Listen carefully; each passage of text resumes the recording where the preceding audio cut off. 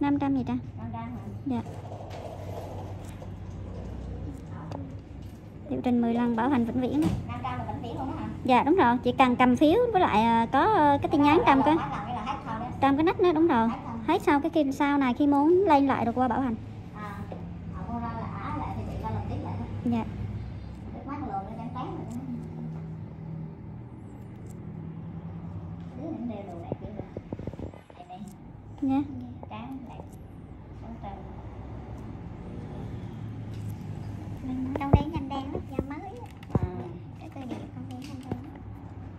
Còn lấy này đen đẹp. Mồ hôi ra thì phải đen. Son này. Trắng trắng búp búp đều đẹp. Trắng, theo chị An còn trắng hả? Dạ. Bắt da này.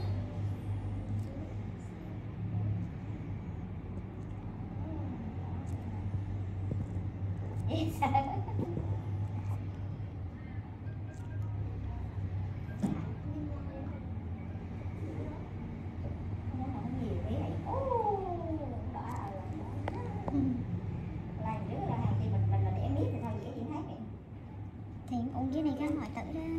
Mẹ làm gì đấy, chưa đỡ sốc và chưa sốc là có thuốc gì Có. cho nó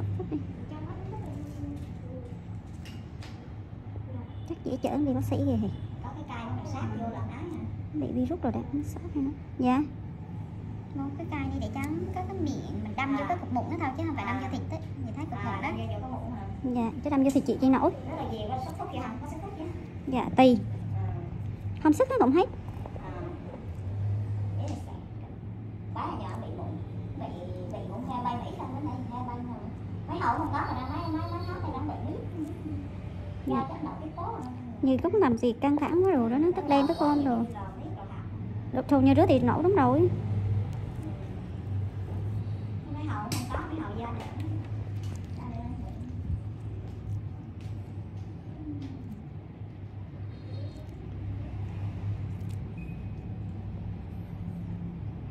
Chị Trang, bữa hôm con bán cái gì tới trừ tầm thời gian bao lâu vậy Trang? Bữa hôm con làm cho gì tới trừ tầm thời gian bao lâu rồi? Một, chắc hơn chứ gì. Nó Chắc hơn rồi. để đám cưới xong rồi mới ra bán lại.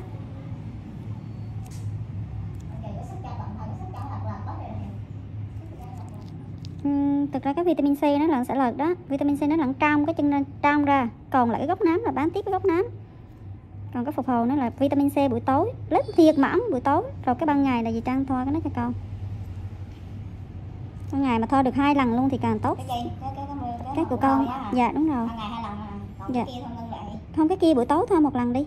Hoa lẫn lên đá, nó hoa lẫn lại lên đá. Phải đãi sang rồi nó mới sang. Đúng rồi, đãi lên xong rồi mới.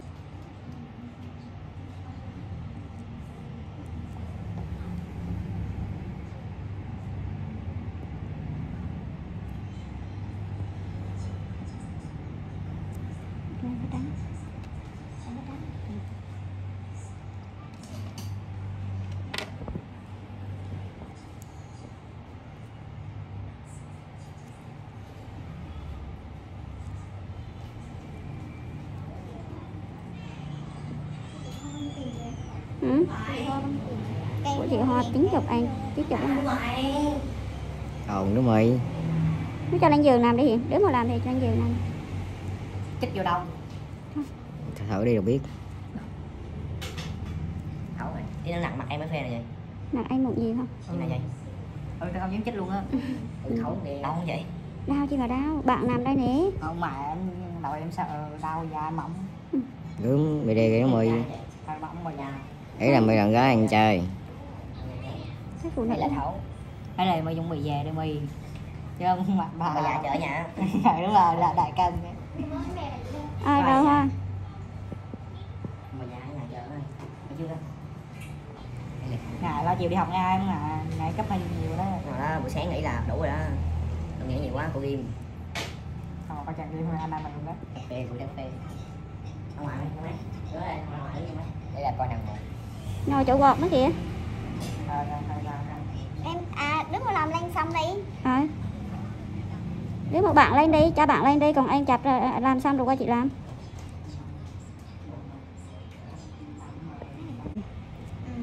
Đúng không?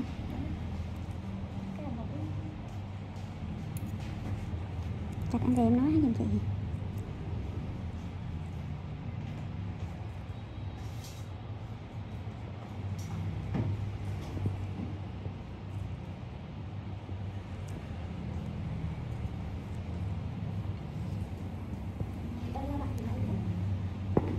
Đó mặt cho chị.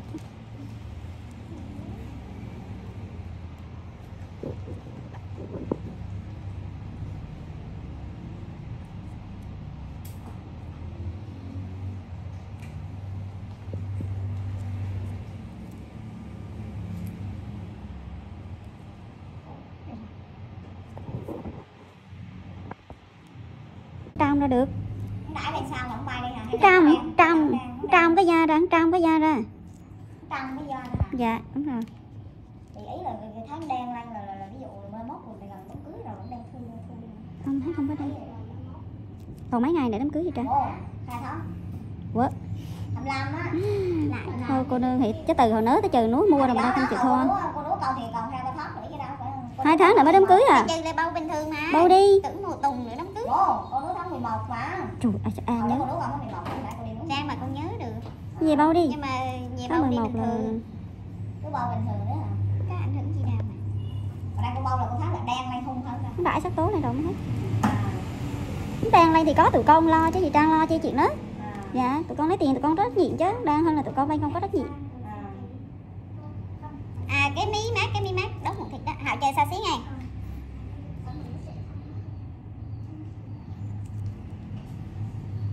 Ở đây cái gì? Đưa tiền cho đưa tiền cho. Ủa chị có mua thêm bình trị thâm nách không?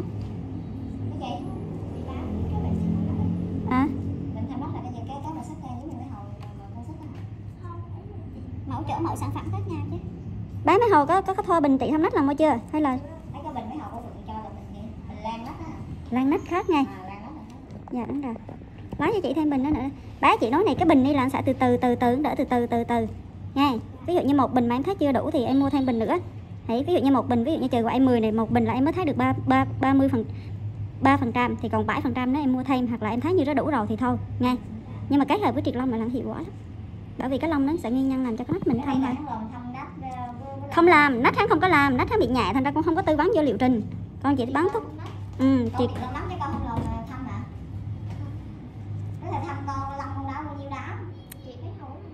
đúng rồi, triệt hết không lên không. Tráng nách là con mới mua đó, mua bình đó đó chứ không có vô liệu trình chứ cho phí tiền. Ấy là làm cho hết thâm kìa. Thì chị kêu không có thâm nhiều nên là triệt và cái thật đôi nó là đỡ. Đúng rồi, đúng rồi. Đó thì cái cũng là xong rồi để con nói chị.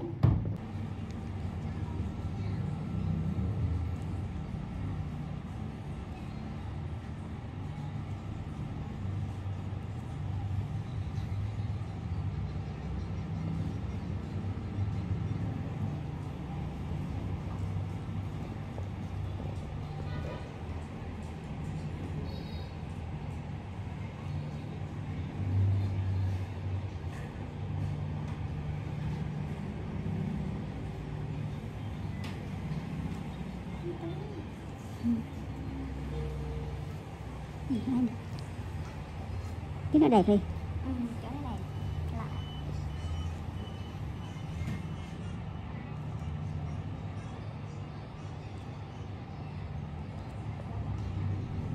Nó đây mấy tuổi rồi em? Dạ, em 16. Trời ơi, nhỏ cái thôi hả?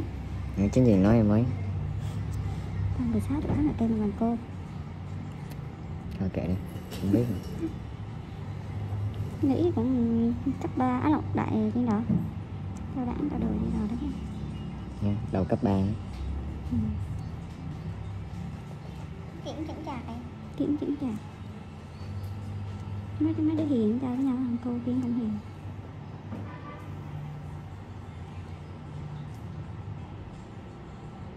Có nắm không em? Dạ. Có nắm không?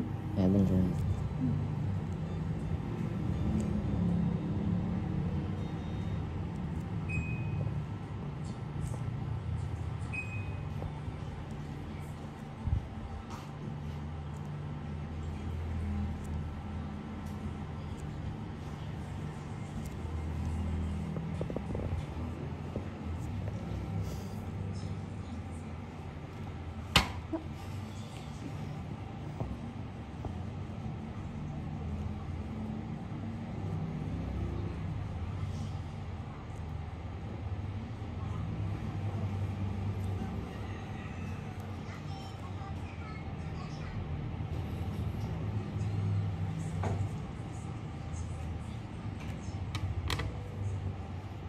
XM is a hybrid super SUV with 644 HP and a crazy design.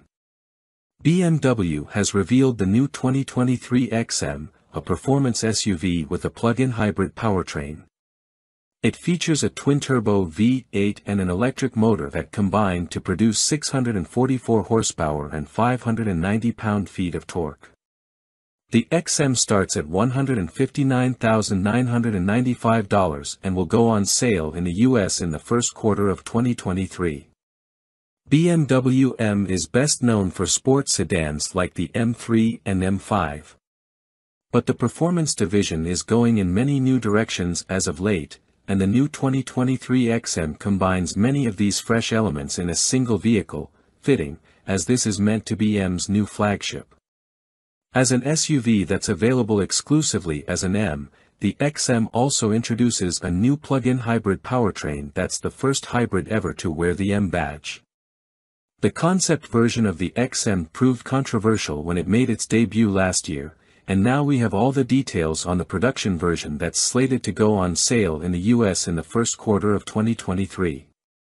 The XM's powertrain consists of a twin-turbo 4.4-liter V8 combined with an electric motor integrated into the 8-speed automatic transmission.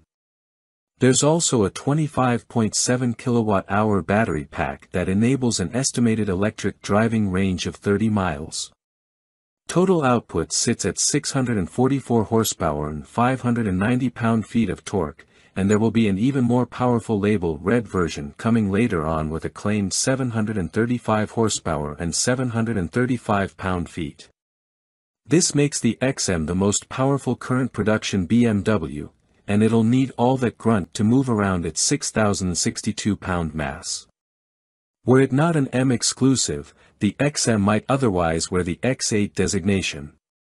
It's considerably larger than both the X5 and X6, but smaller than the three-row X7, much like the relationship between Audi's Q7 and Q8 SUVs.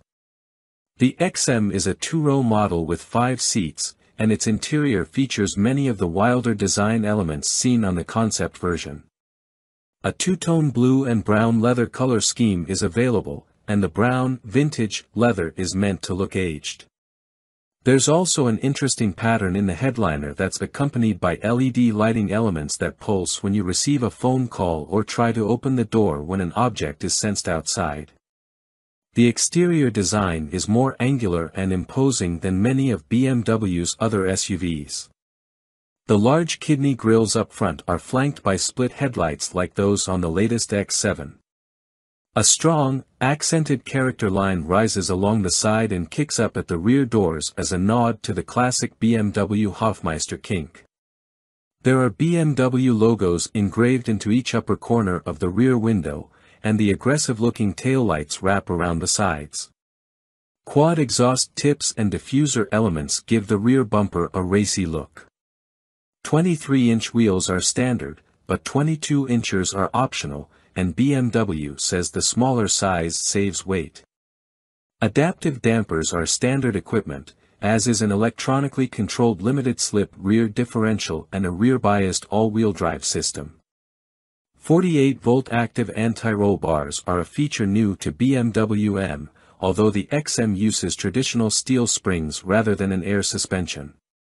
Our initial drive of a prototype XM earlier this year revealed a surprisingly engaging driving experience, largely thanks to the steering tuning, so we look forward to sampling the final version to see if the spry handling is preserved.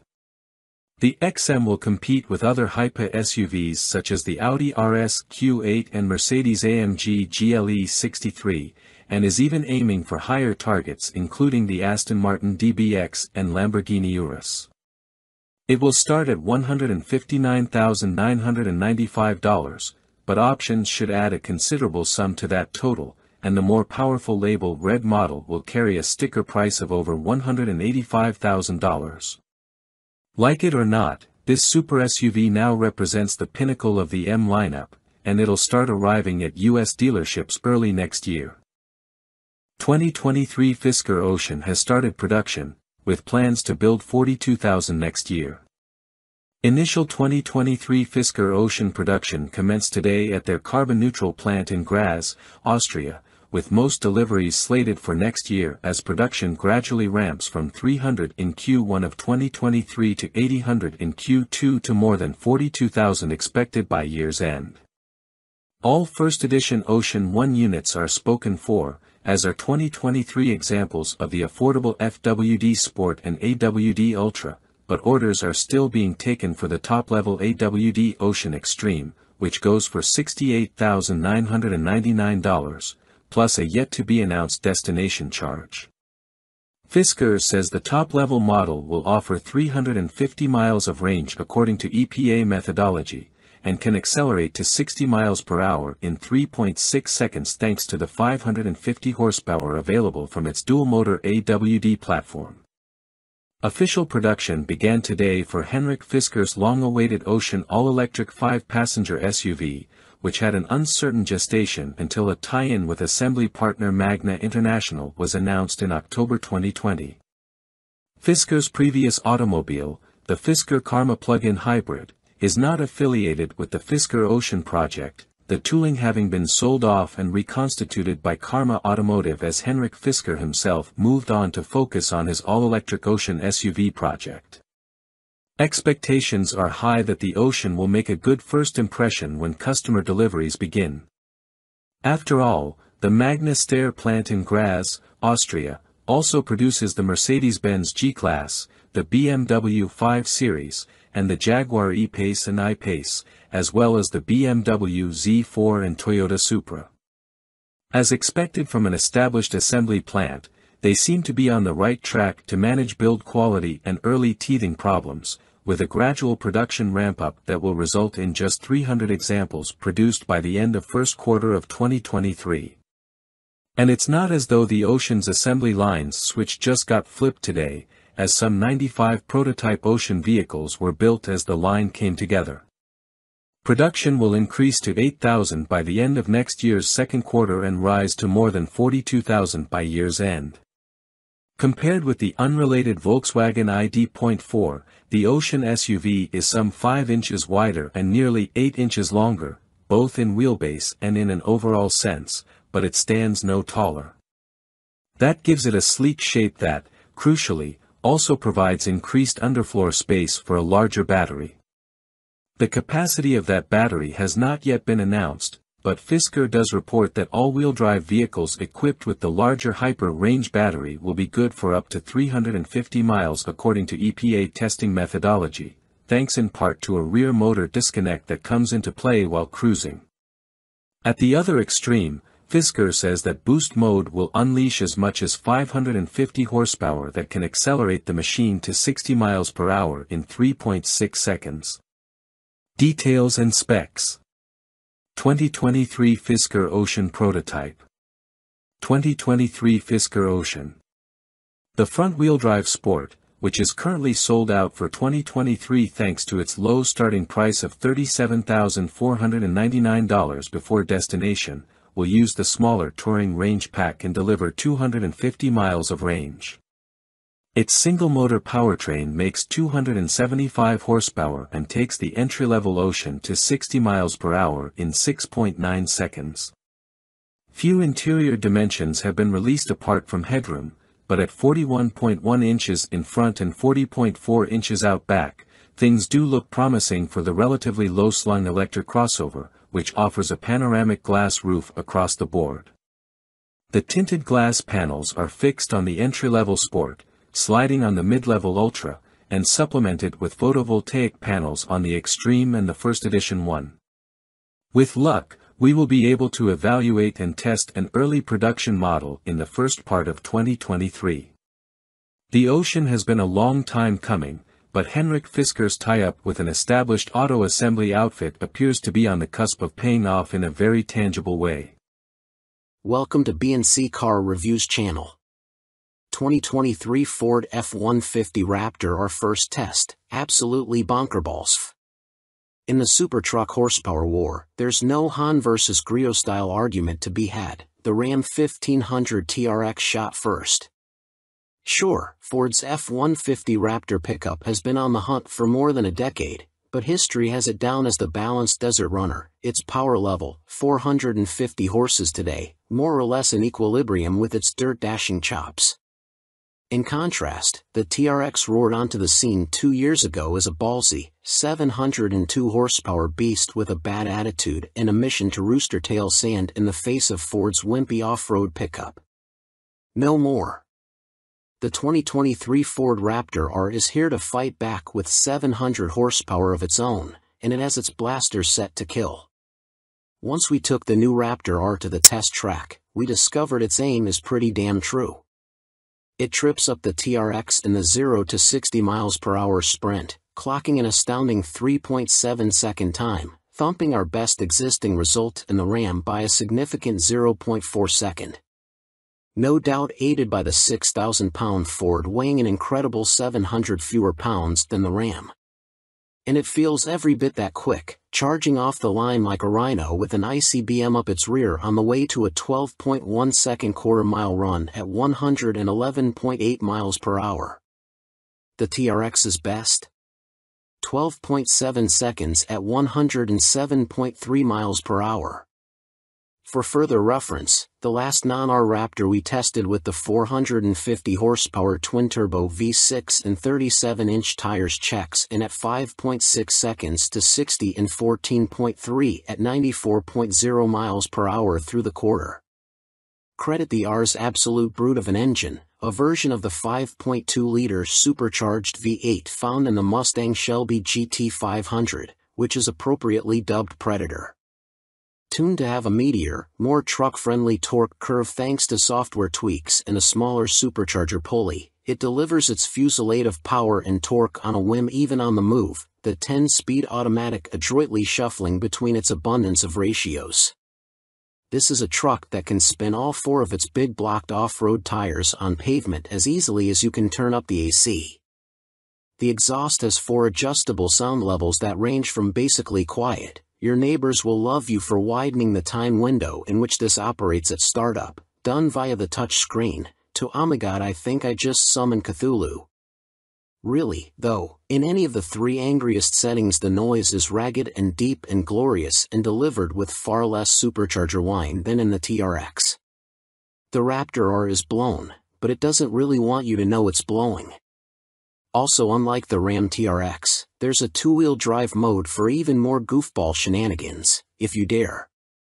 2WD could be called the squirreliest setting, OBS, albeit if the squirrel in question could powerlift 2,000 pounds and had done time for attempted homicide. We kid, mostly, the Raptor R's chassis is so dialed in and offers enough fidelity that corralling this beast when the rear steps out is easier than you might think. Still, maybe keep it in 4A unless you have plenty of room for error.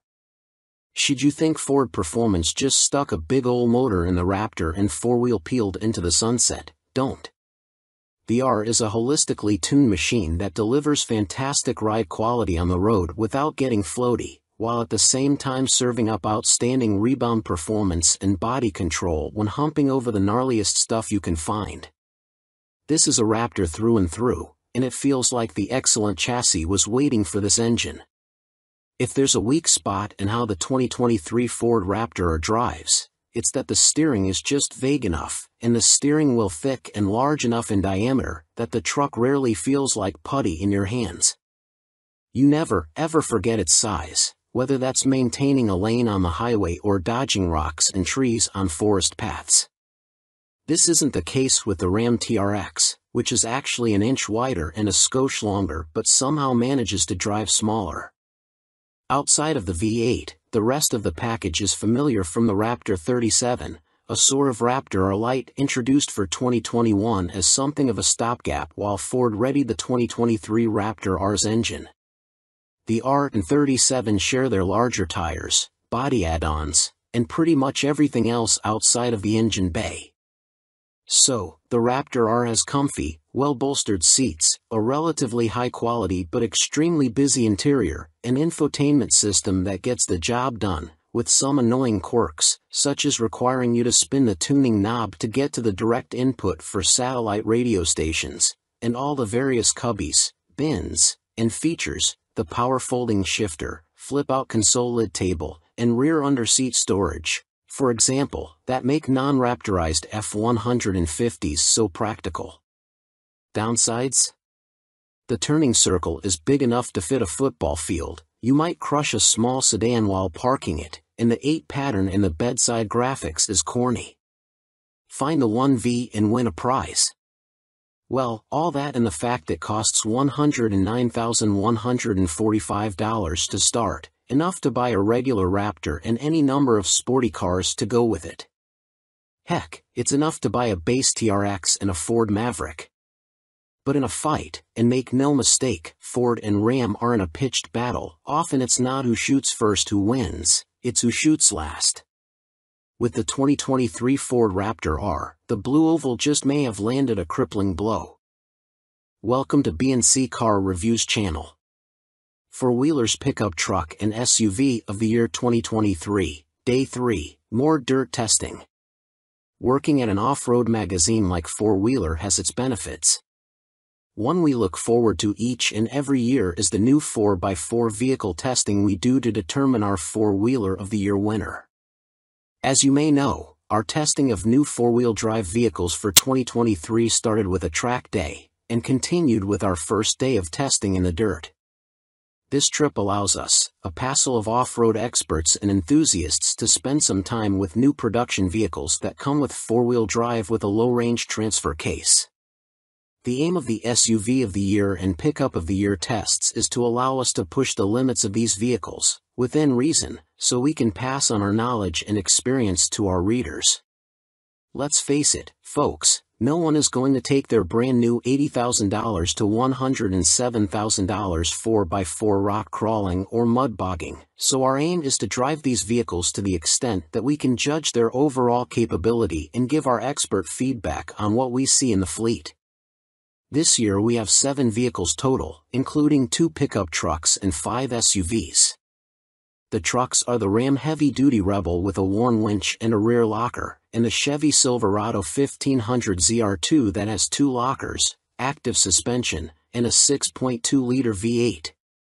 Our SUV field included the Jeep Grand Cherokee Trailhawk Force, which features plug-in hybrid technology along with a low-range transfer case with a locking center differential and a traction-controlled rear diff that can approach locked, the Jeep Wagoneer with the new inline-6 engine and similar traction capabilities to the Grand Cherokee Trailhawk Force, the Lexus LX600F Sport, which is reportedly based on the current Toyota Land Cruiser that's only available overseas as a Toyota LC, the Toyota Sequoia TRD Pro, which is based on the new Tundra platform and shares its hybrid 3.6-liter engine, transmission, and a similar rear axle, with a selectable locker, and, last but not least, the Chevy Tahoe Z71, which also has a 6.2-liter V8, active suspension, skid plates, and red-painted tow hooks.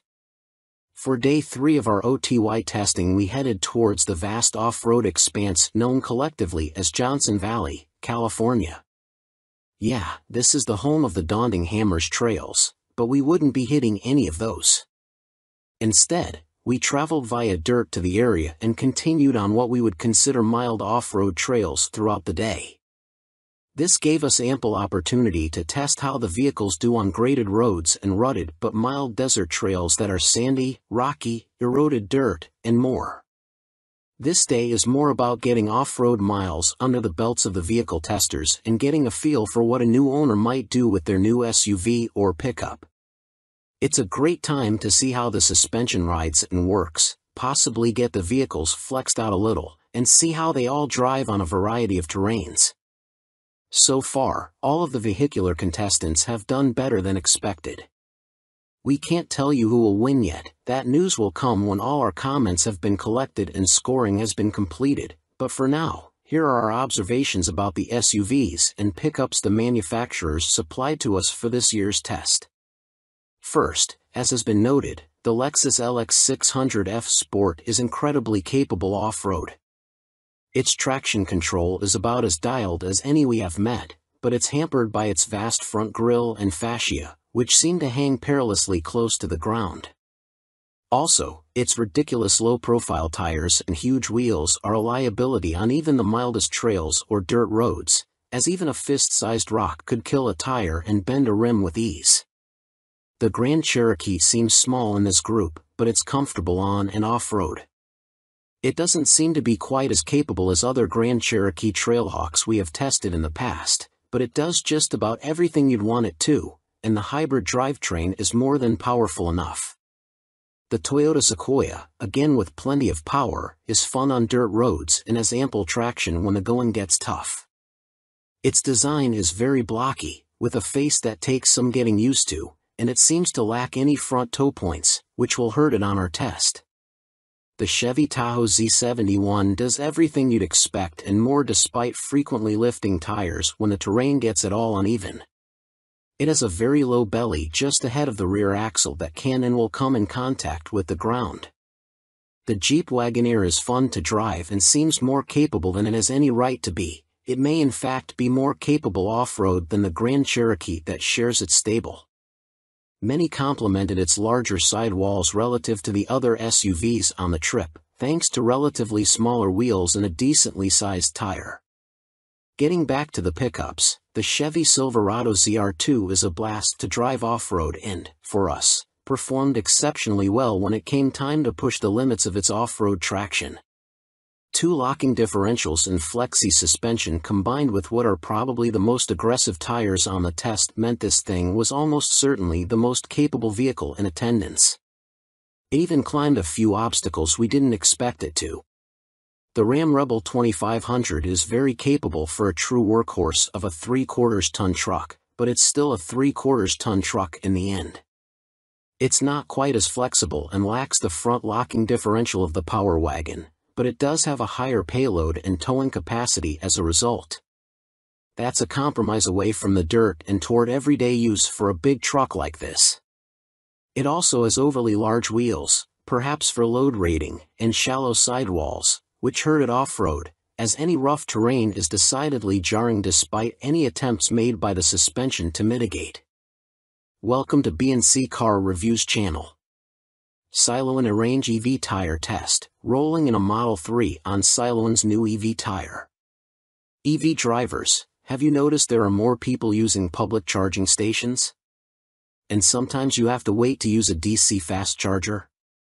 It seems more and more EVs are hitting the road.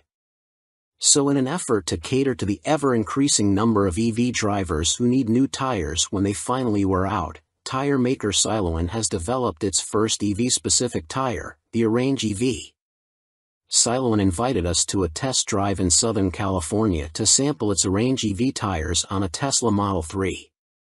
We started in Beverly Hills and headed toward Highway 101, through Mulholland Drive.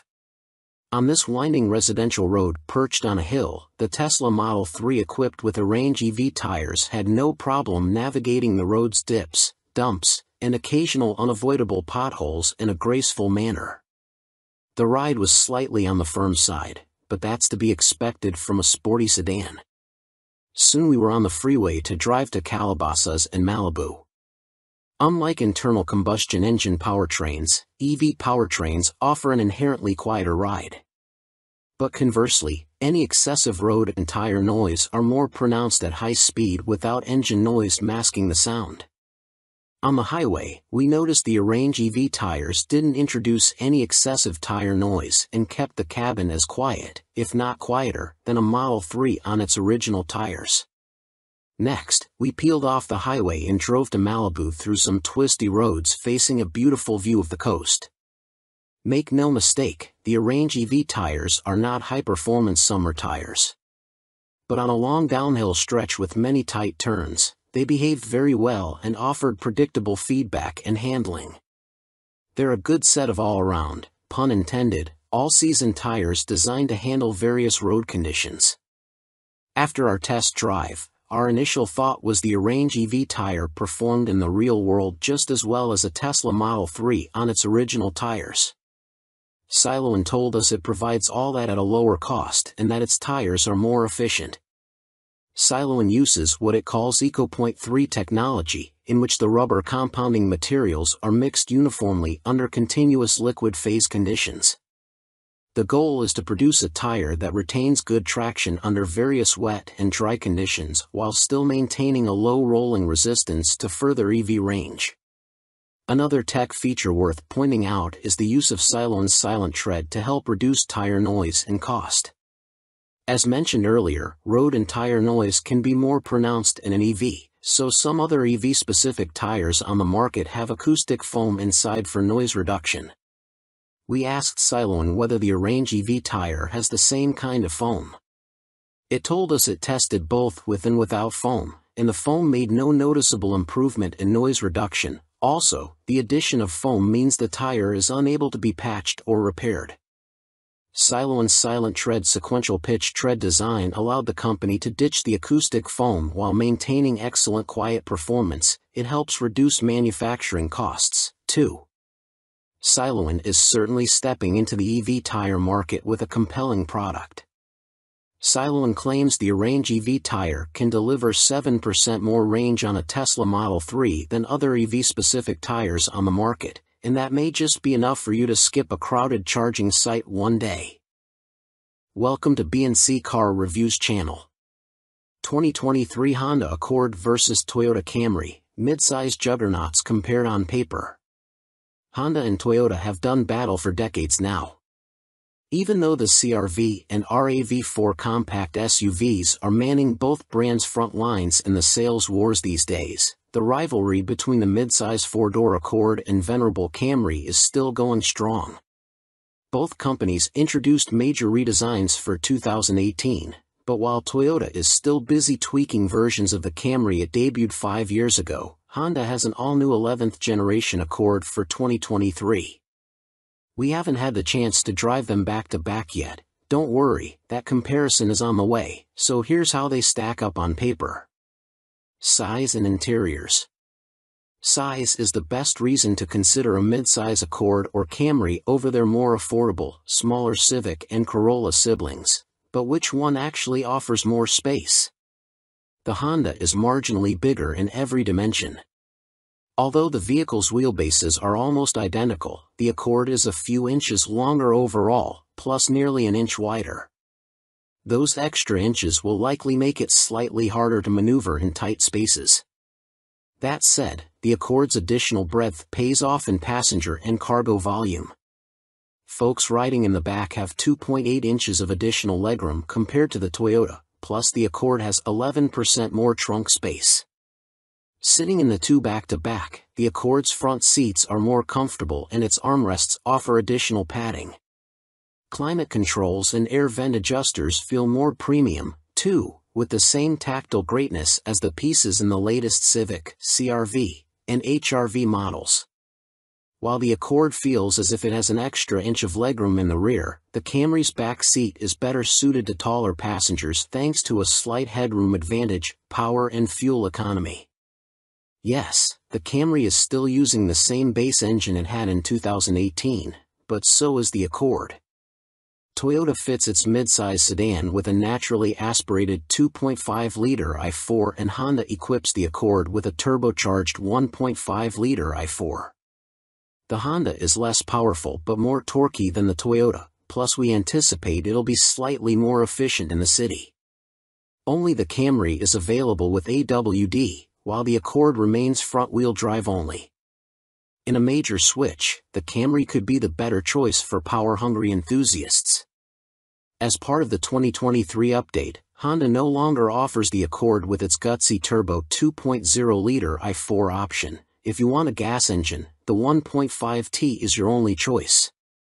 Toyota still sells a few Camry variants with its 3.5-liter V6, which delivers 301 horsepower and 267 lb-ft of torque, including the convincingly sporty TRD model. Plus, the non-hybrid Toyotas use conventional torque converter automatic transmissions, while every Accord power plant is paired with a continuously variable automatic transmission, CVT, though it is about as good as this type of transmission can be. Accord Hybrid vs. Camry Hybrid. Honda paid more attention to the Accord Hybrid with the 2023 redesign, estimating it will account for around 50% of sales. The new version gets Honda's dual-motor hybrid system producing 204 horsepower and 247 lb-ft. Toyota's Camry Hybrid optimizes a single motor and delivers 208 horsepower. We don't have performance numbers for the Accord yet, but the previous generation model was significantly quicker than an equivalent Camry. But let's be honest, hybrid buyers are more interested in fuel economy. The 2023 Accord Hybrid hasn't yet been evaluated by the EPA. The 2022 model returned an impressive 44-48/41-47 mpg city/highway, and we expect similar numbers from its successor. The Camry Hybrid is rated at a shocking 44-51/47-53 mpg. Technology. This pairing is pretty even on the tech front looking at entry-level trims, but splurging on a higher-end model exposes a huge difference. In the cases of the Camry LE, SE, and TRD as well as the Accord LX and EX, the automakers fit their sedans with 7.0-inch touchscreen infotainment systems. In both cases, Apple CarPlay and Android Auto are standard. The Camry XLE and XSE upgrade to a 9.0-inch touchscreen, and buyers who opt for the V6 and each higher trim benefit from a 9-speaker JBL premium audio system. Sounds good, until you look at the newer Accord. All variants but the LX and EX work with a 12.3-inch system with wireless Apple CarPlay and Android Auto.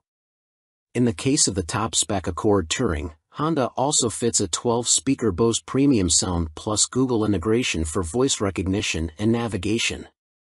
The Touring includes a head-up display, which isn't offered on any Camry, and a digital instrument cluster is standard on all trims. We've also found the Accord system especially crisp and responsive. Safety. Good news, both of these are exceptionally safe midsize sedans. The Camry achieves a 5-star overall safety rating from the NHTSA and a 2022 IIHS Top Safety Pick Plus. Although the Accord hasn't been evaluated, Honda developed the new generation targeting those same accolades. For what it's worth, though, the Camry scores poor in the IIHS updated side test that will join the top safety pick requirements for 2023, and Honda says the Accord will ace it. Both automakers include their collections of driver assist features as standard. Toyota Safety Sense 2.5 Plus is included on all models, which means every Camry has automatic emergency braking, adaptive cruise control, lane keep assist, automatic high beams, and road sign assist. Blind spot monitoring and rear cross-traffic alert are included at higher trims. Welcome to B&C Car Reviews channel. 2023 Honda Civic Type R, a brush with greatness. Honda's history is deeply rooted in internal combustion engines, and as we make the shift toward electrification, the company's most exciting gasoline-only vehicle has just undergone what is likely to be its final redesign. The Honda Civic Type R has rejoined the lineup for 2023, following the 2022 model year revamp of the supporting Civic sedan and hatchback. Based on the handful of laps we took around Harris Hill Raceway outside Austin, Texas, including as a passenger to two-time Formula One champion Max Verstappen, it seems Honda absolutely nailed it. For starters, we fist-bumped Max as we pulled the bright red seatbelt across our chest. "Full send, right?" we asked. A shrug from Max and a "you sure" served as acknowledgement as he revved the 315 horsepower Turbo 4, slipped the clutch, and spun the front Michelin Pilot Sport Cup 2s, launching us out of the pits. The deep baritone from the engine and exhaust sounded great from under a helmet, and he ran out the engine until it coughed at the red line. In Verstappen's hands, the Type R rarely tracked in a straight line as he kept the engine on full boil, stringing the turns together in a sinuous uninterrupted dance of slip angles and oversteer. He braked as lightly and as seldom as possible, allowing the tire's lateral loads to scrub off speed, along with a healthy amount of tread, we're sure. Max was well past the Type R's performance envelope as he one-handed the steering wheel with the kind of nonchalance we'd adopt rolling up to the drive-thru window. "We're running the course in the counterclockwise direction." Thanks to a significant bump in turn 6, Max launches a few tires off the pavement. The Cup 2s will be optional, with Sport 4S rubber standard, but the Type R stays on target with only a slight steering adjustment from our somewhat bored driver. He said it's better to go full throttle rather than lift off it, over that bump and the ensuing ruts leading toward turn 5. When an F1 champion gives you driving advice, you're wise to take it. After only 2 laps, the fun was over as Max coasted into the pits. It was a brief encounter, yet the afterglow remains days later. Then it was our turn behind the wheel. Sadly, we weren't allowed on the track unsupervised. Instead, we were required to follow behind a pro driver, one who drove with significantly less aggression than Mad Max. We managed to strategically create an interval between the lead car and ours, allowing us to briefly approach the Type R's performance limit. That gave us a taste of its potential but left us jonesing for more. As we venture out of the pits, the clutch has an appropriate amount of effort, and the engagement is as intuitive as it gets. The shift throws aren't as toggle switch short as a Miata's, but the shifter is equally easy and pleasurable to row up and down through the gears. The ratios are well spaced to keep the power on tap, and in plus or drive mode, the instrument cluster displays an F1-style rev indicator across the top to keep you from bouncing off the limiter. We didn't feel a hint of torque steer under hard acceleration, but there is a quick shimmy under threshold braking before the ABS kicks in. It's a strong enough wiggle to keep you on your toes, but not so much as to feel out of sorts or to get you to dial it back. The rev-matched downshifts eliminate the finesse of heel-toeing the pedals since you only need to slam the shifter into gear and dump the clutch.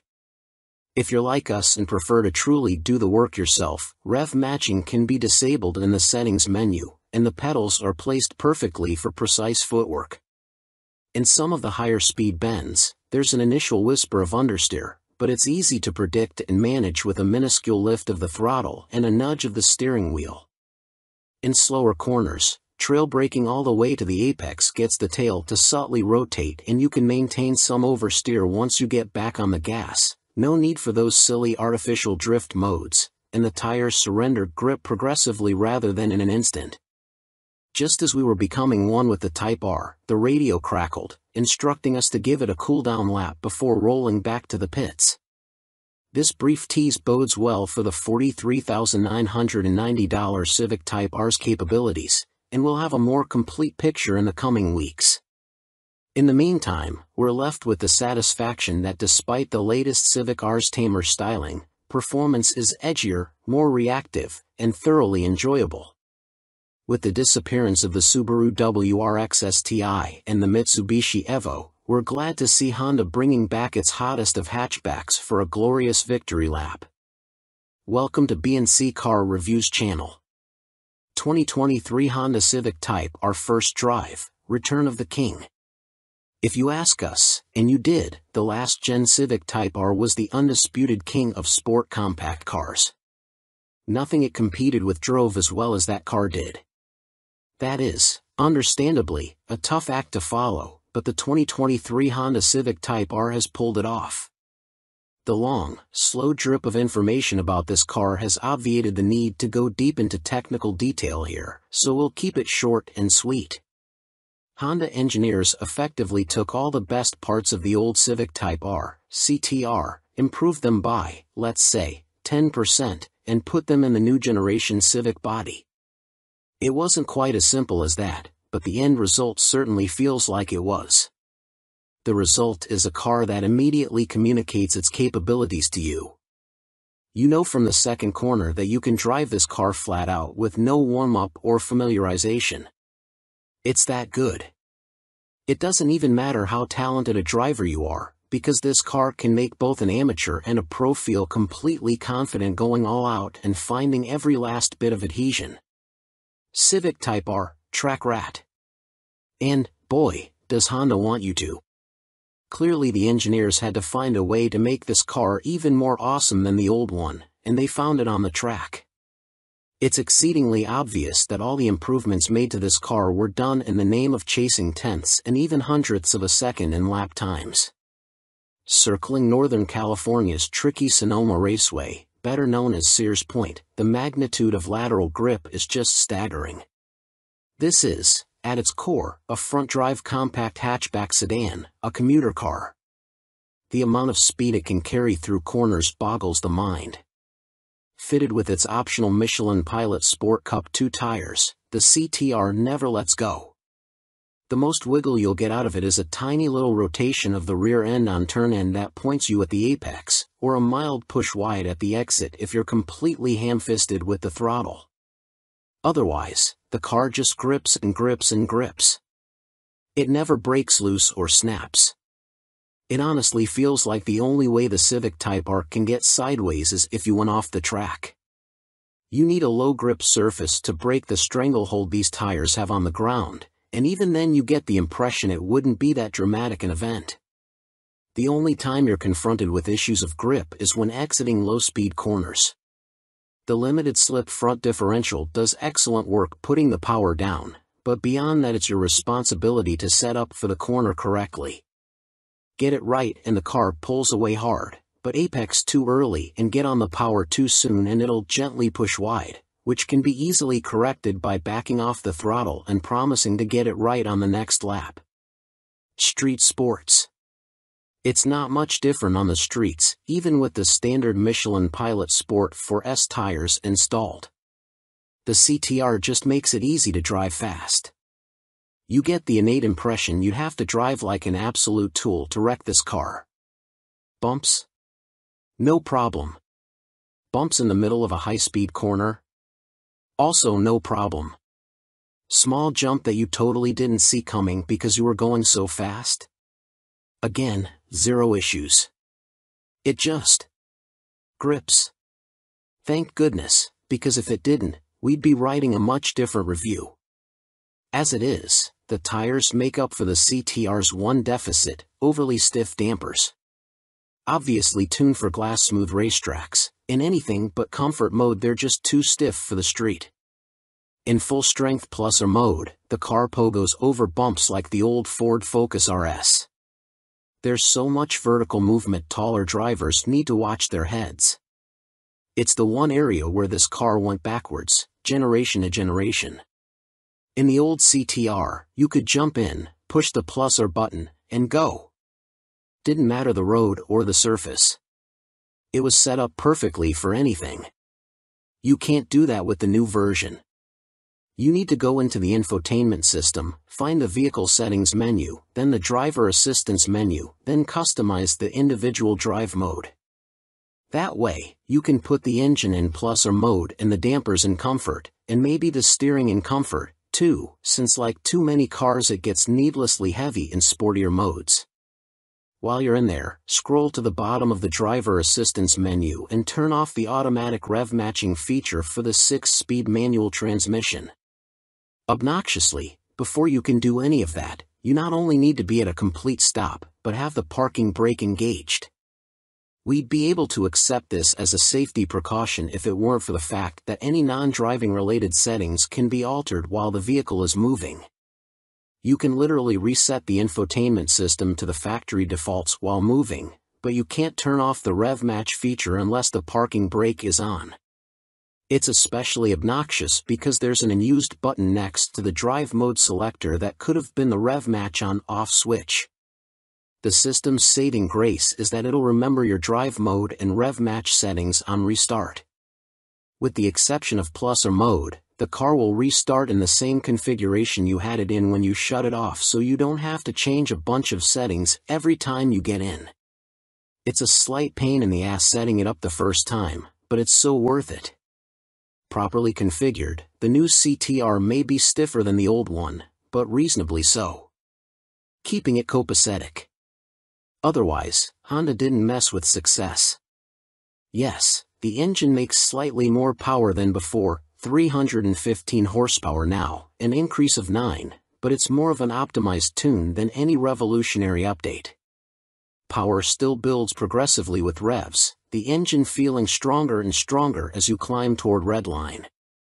If you experience turbo lag, it's because you're in the wrong gear and you let the revs drop too low. Drive it like you mean it and you'll never be disappointed. Honda engineers correctly ascertained the old CTR didn't need more power to be better, and focused on the power curve instead, because, really, with front-wheel drive, you're just going to be battling torque, steer and traction if you simply keep adding power to pump up the spec sheet. The CTR would be significantly worse if it were significantly more powerful. Similarly, they didn't waste any time trying to make the shifter any better. When you're neck and neck with Porsche for the best manual shifters on the market, what's there to work on? The new CTR's shifter, transmission, and pedal spacing are exactly as perfect as were the old cars. Same for the brakes. Just looking at them, you might wonder if Honda shouldn't have gone a bit bigger and filled out the wheels, but after driving the thing you can only conclude the additional unsprung weight wasn't worth it. The CTR is a light car and can carry so much cornering speed that you don't need a ton of braking power to get it hauled down for slow bends, and the cooling is so good the brakes don't need to be huge to shed enough heat before the next braking zone. There's a lot of that old Lotus philosophy at work here: make the car lighter and you won't need to overcompensate with power or brakes to deliver magic. And yet it's so much more. Don't let what we've said thus far convince you Honda didn't improve the breed, though. The underlying structure is new and it lends the car a new shape. Popular as the old CTR was, there was often a yes, but appended to opinions, which always centered around the somewhat juvenile styling. Subtle it wasn't. This car, for better or worse, is far more mature and restrained stylistically, so much so that the big rear wing looks almost like a Pep Boys special and not something designed in an OEM wind tunnel. Regardless of what you think of the outside, the inside is a resounding success. The new Civic's interior is a vast improvement on the old models, especially the dashboard. Pairing it with the previous CTR's fantastic seats is a winning combination. Retaining hatchback practicality, though it's more of a four-door coupe now, means there's still a ton of cargo room for everything from luggage to spare wheels and tires when you head off to track events. Like you, we wondered what Honda would do to somehow make the CTR even better. We might have guessed, hoped, even, at thoughtful, incremental improvement, and that's exactly what happened. The new Honda Civic Type R is everything great about the old car turned up a notch, plus a new interior, all for just under $45,000. It's the best performance bargain on the market, assuming you can find one without an insane dealer markup, and we couldn't ask for anything more. About Honda. Honda offers a full line of clean, safe, fun, and connected vehicles sold through more than 1,000 independent U.S. Honda dealers. Honda has the highest fleet average fuel economy and lowest CO2 emissions of any major full-line automaker in America, according to the U.S. Environmental Protection Agency's 2021 Automotive Trends Report. The award-winning Honda lineup includes the Civic and Accord, along with the HR-V, CR-V, Passport and Pilot sport utility vehicles, the Ridgeline pickup, and the Odyssey minivan. Honda's electrified vehicle lineup includes the Accord Hybrid, CR-V Hybrid, and in the future, Civic Hybrid. The Prologue SUV, Honda's first volume battery electric vehicle, will join the lineup in 2024. Honda has been producing automobiles in America for 40 years and currently operates 18 major manufacturing facilities in North America. In 2021, more than 95% of all Honda vehicles sold in the U.S. were made in North America, with nearly two-thirds made in America, using domestic and globally sourced parts. Welcome to B&C Car Reviews channel. 2023 Honda CR-V Hybrid vs Toyota RAV4 Hybrid Comparison Test, Practical Considerations. Few things bring people together today like our collective hatred of high gasoline prices. Regardless of who you blame for it, prices are high right now and aren't coming down quickly. It's enough to drive some folks into an electric car, but for those not yet ready to make the leap, the humble hybrid gets another turn in the spotlight. This time, though, we're not only talking about egg-shaped cars like the Prius and others. Instead, We're looking at heart-of-the-market vehicles like the 2023 Honda CR-V Hybrid and the 2023 Toyota RAV4 Hybrid. Participation trophies? Here at Motor Trend, we don't do ties. We put our noses to the grindstone until one vehicle wins our latest comparison test. Sometimes this makes our lives a lot harder. This is one of those times. Both the 2023 Honda CR-V Hybrid and 2023 Toyota RAV4 Hybrid are excellent buys, and you'll be happy with either one. They have far more in common than they have differences, and in the end, our decision came down to critical numbers, price and fuel economy. Only one could win, though, so follow along to see how we got there. Different styles, same results. Be it how they look or how they drive, the 2023 Honda CR-V Hybrid and 2023 Toyota RAV4 Hybrid have different styles and different swagger, but the end result is effectively the same. Indeed, they may have been developed by different companies, but they're two sides of the same coin. When we look at these compact SUVs, we see distinct personalities doing the same job. To our eye, the Honda's design language inside and out is a bit more sophisticated and premium, and it drives that way, too. The Toyota looks a bit more rugged and adventure-ready, and that's how it drives. Neither is prettier or better driving than the other. From the driver's seat, the 2023 Honda CR-V Hybrid is a bit quieter inside than the 2023 Toyota RAV4 Hybrid, but both are excellent. The Honda handles slightly better, but each is pleasantly sporty for a workaday family SUV. The Honda's drivetrain is quieter than the Toyota's under hard acceleration, but they're both equally smooth and refined. Each likewise has good brake pedal feel that completely masks the transition between regenerative braking and mechanical braking. We do appreciate the Honda's B-Drive mode, which amps up the regenerative braking and comes in handy when going down hills. Offsetting technical advantages. Unsurprisingly for direct competitors, the Honda CR-V and Toyota RAV4 hybrids offer most of the same tech features. Each, though, has at least one distinct feature, and each does something better than the other. Both, for example, have adaptive cruise control and lane keeping systems. Honda's is the more sophisticated package, able to hold the vehicle centered in the lane, whereas Toyota's only prevents the SUV from drifting over the lines. Law requires backup cameras these days, but they aren't all created equal. Honda has a simple rear-view camera for reversing, and it works well enough. Toyota, meanwhile, offers a 360-degree view by stitching 4 camera images together, making the vehicle itself invisible on the screen. If you run over something while the Toyota's cameras are on, it's because you aren't paying attention. Each SUV also carries its maker's latest infotainment software, and it's another case of give and take. Toyota's new system looks far more contemporary and is pretty straightforward to use. Honda's offers a lot more customization, but the learning curve is steeper and the look isn't as up to the minute. The CR-V and RAV4 both also come with power tailgates at this price point, but where the Honda requires you to reach for a specific button to close it, the Toyota requires only a gentle tug anywhere on the gate to bring it down. It's a minor convenience, but one we'd like to see on more vehicles. Welcome to B&C Car Reviews channel. 2023 Honda Pilot trades minivan vibes for a brawnier guise. The 2023 Honda Pilot has been redesigned with a more rugged look, a roomier interior, and increased capability. The Pilot also has a new powertrain, a redesigned 285 horsepower 3.5-liter V6 and a 10-speed automatic transmission. The Trail Sport trim makes the Pilot truly capable off-road thanks to all-terrain tires, steel skid plates, and a lifted suspension. Ever since the original Honda Pilot debuted back in 2003, it has basically been a minivan dressed up as a 3-row midsize SUV. However, its shared bloodline with the sliding door-toting Honda Odyssey wasn't outwardly obvious until the outgoing third generation.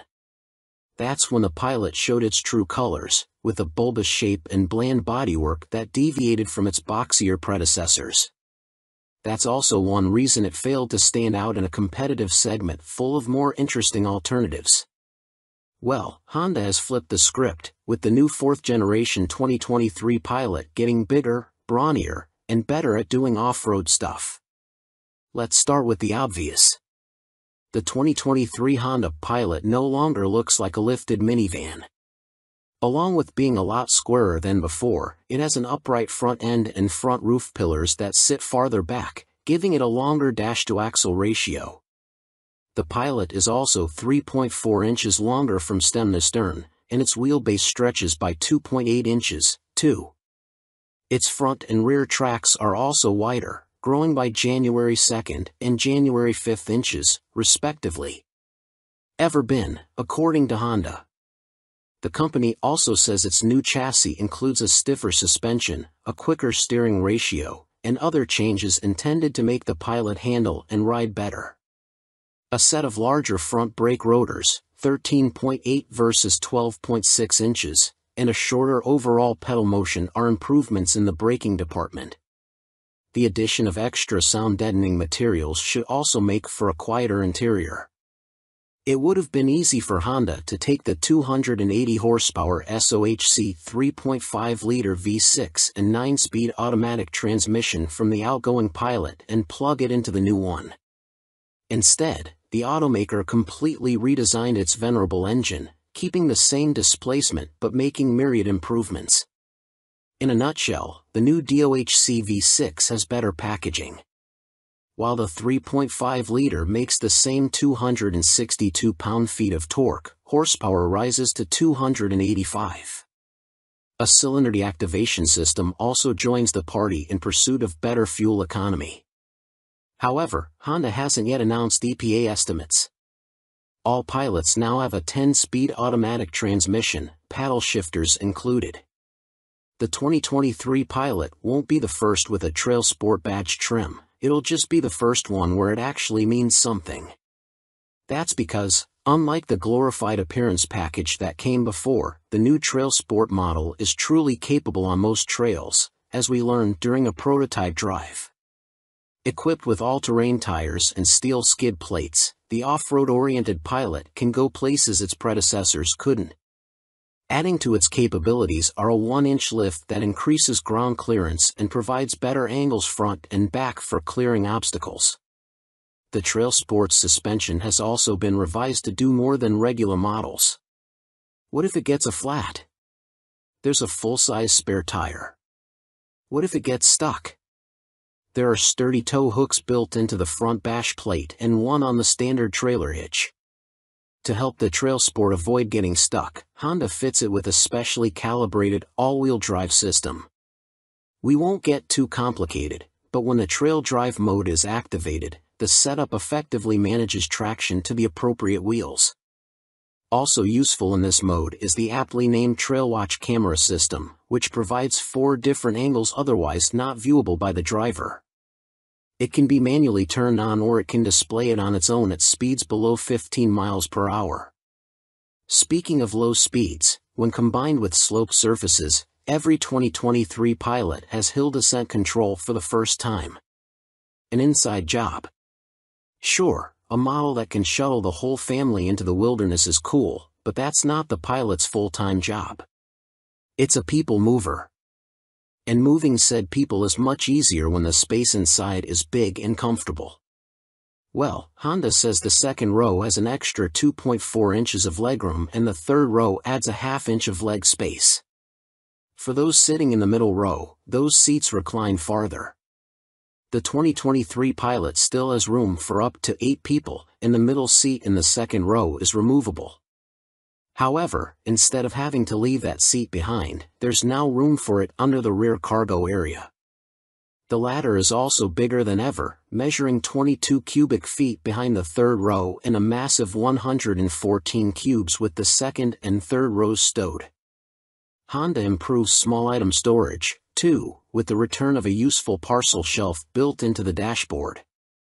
No one should have a problem finding a cup holder either, as the Pilot has up to 14 of them. Overall, the inside of the new Pilot looks ritzier. the materials appear to be more upscale, and the design is undeniably more mature. The standard gauge cluster is part digital, part analog, as seen in other Honda models. Those who opt for the top-of-the-line Elite trim exclusively get a 10.2-inch digital cluster and a head-up display. Apart from the base-level Sport, which features a 7.0-inch touchscreen, every Pilot has a 9.0-inch touchscreen infotainment system with wireless Apple CarPlay and Android Auto. Availability and pricing. Honda hasn't yet told us how much it'll charge for the 2023 Pilot, which will be offered in Sport, EXL, Trail Sport, Touring, and Elite trim levels. The previous generation ended with starting prices between about $39,000 and $53,000, and we expect to see those costs rise by a couple $1,000s across the board. We'll likely know the exact MSRPs before the new Pilot goes on sale in December. More 2023 Hyundai Ioniq 6 specs are out, including big range estimate. Hyundai has released more U.S. details about the 2023 Ioniq 6 electric sedan. The automaker claims a range of 340 miles for the U.S. version, although this isn't yet an official EPA estimate. The Ioniq 6 will go on sale in America in spring 2023, and pricing is not yet announced. Hyundai showed the new 2023 Ioniq 6 at last week's LA Auto Show and announced a few more enticing details about the US version of this electric sedan. The biggest deal is the claimed 340-mile range for the single-motor version, which beats its Ioniq 5 sibling by a considerate amount. That model is rated at up to 303 miles. A 77.4 kilowatt-hour battery pack is standard on the Ioniq 6, and the version with the longest range is the 225 horsepower single-motor rear-wheel drive configuration. The optional 320 horsepower dual-motor all-wheel drive setup drops the estimated range to 310 miles. The Ioniq 6 rides on the same eGMP platform as other Hyundai and Kia EV models, but its low 0.22 drag coefficient helps its efficiency and thus its estimated range. Hyundai says it is still waiting for full EPA certification, but these estimates are US-specific, so the final numbers aren't likely to vary much. We look forward to testing the Ioniq 6 on our 75 miles per hour highway range test to see what it can do in the real world. We don't yet know trim levels or pricing details on the Ioniq 6, as those should come closer to its US on-sale date in spring 2023. But Hyundai did release the colors options that will be available. For the exterior, the choices include a matte finish gravity gold, onyx black pearl, serenity white pearl, curated silver metallic, transmission blue pearl, ultimate red metallic, and digital green pearl. For the interior, the three options include black, gray, and a two-tone dark green and gray combo. Welcome to B&C Car Reviews channel. 2023 Jeep Compass gets a new Turbo 4 with nearly 100 more horsepower. The Jeep Compass will get a new engine for 2023, a turbocharged 2.0-liter inline-4 to replace the old 2.4-liter four-cylinder. It makes 270 horsepower and 295 pound-feet of torque, a big boost compared with the old engine's 177 horsepower. The 2023 Compass starts at $31,590 for the Sport and ranges up to $40,340 for the high altitude. Jeep is preparing to bump the Compass SUV's power output with a new engine for 2023. According to a document we found on the EPA's website, the 2023 Compass will have the same 270 horsepower turbocharged 2.0-liter inline-4 found in the upcoming 2023 Dodge Hornet. This engine was also slated to be in the Alfa Romeo Tonale, but now that model will reportedly be offered only with a plug-in hybrid setup in the US. The 2.0 liters 270 horsepower and 295 pound-feet of torque are a huge bump over the Compass' previous engine, a naturally aspirated 2.4-liter inline-4 with 177 horsepower and 172 pound-feet of torque. An 8-speed automatic transmission is standard, and the previous front-wheel drive model has been dropped.